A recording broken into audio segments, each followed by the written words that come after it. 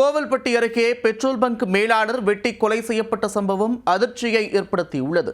கொலை செய்துவிட்டு விபத்து போல் சித்தரிக்க முயற்சி மேற்கொண்ட இருவரை போலீசார் துப்பாக்கி முனையில் கைது செய்ததன் பகீர் பின்னணி என்ன? தூத்துக்குடி மாவட்டம் கயத்தார் அருகே கார் மோதிய விபத்தில் இளைஞர் ஒருவர் உயிரிழந்ததாக போலீசாருக்கு தகவல் கிடைத்துள்ளது. அத்துடன் விபத்து ஏற்படுத்திய காரும் அங்கேயே நிறுத்தப்பட்டுள்ளதாக கூறப்பட்டுள்ளது. தகவல் அறிந்து விரைந்து சென்ற கயத்தார் போலீசார் சம்பவ இடத்தில் ஆய்வு மேற்கொண்டனர். அப்போது கை, மணிக்கட்டு, கழுத்து உள்ளிட்ட பகுதிகளில் வெட்டுக்காயம் ஏற்பட்டிருந்ததால் கொலை என்பதை போலீசார் உறுதி செய்தனர். பின்னர் உடலை கைப்பற்றிய போலீசார் உடற்கூறாய்விற்காக அரசு மருத்துவமனைக்கு அனுப்பி வைத்தனர். இதையடுத்து கொலை வழக்காக பதிவு செய்து விசாரணையை தீவிரப்படுத்தினர். அதில் கொலை செய்யப்பட்டவர் கயத்தாறு அருகே காப்புலிங்கம்பட்டி கிராமத்தைச் சேர்ந்த சங்கிலிப்பாண்டி என்பது தெரிய வந்தது. 29 வயதான இவருக்கு திருமணமாகி 2 குழந்தைகள் உள்ளனர். கடம்பூரில் ஒரு பெட்ரோல் பங்கில் மேலாளராக பணியாற்றியவர் இருசக்கர வாகனத்திலேயே வேலைக்கு சென்று வந்துள்ளார். இந்நிலையில் வழக்கம்போல் வீட்டில் இருந்து கடம்பூருக்கு தனது பைக்கில் சென்றுள்ளார். அப்போது அவ்வழியாக வந்த கார் ஒன்று இருசக்கர வாகனத்தின் மீது நேருக்கு நேர் மோதி உள்ளது. இதில் தூக்கி வீசப்பட்ட சங்கிலியாண்டி காயத்துடன் உயிர் தப்பி உள்ளார்.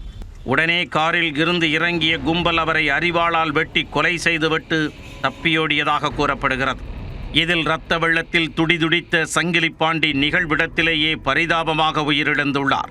இதன் மூலம் கொலைவெறி கும்பல் முதலில் காரை ஏற்றி சங்கிலிப்பாண்டியை கொலை செய்துவிட்டு விபத்து போல சித்தரிக்க முயற்சி செய்துள்ளது.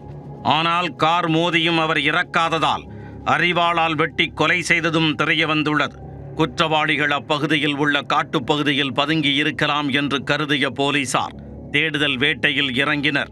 இதையடுத்து கோவில்பட்டி டிஎஸ்பி ஜெகநாதன், கயத்தார் ஆய்வாளர் சுகாதேவி மற்றும் தனிப்படை உதவி ஆய்வாளர் செந்தில்குமார் தலைமையில் 3 பிரிவுகளாக பிரிந்து காட்டுப்பகுதியில் தேடி வந்தனர்.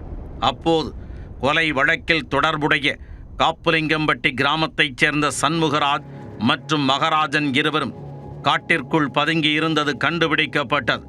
அவர்களை தனிப்படை உதவி ஆய்வாளர் செந்தில்குமார் தலைமையிலான குழுவினர் சுற்றி வளைத்தனர். ஆனால் அவர்கள் இருவரும் போலீசாரை நோக்கி அரிவாள்களை வீசி தப்பிக்க முயன்றதாக கூறப்படுகிறது.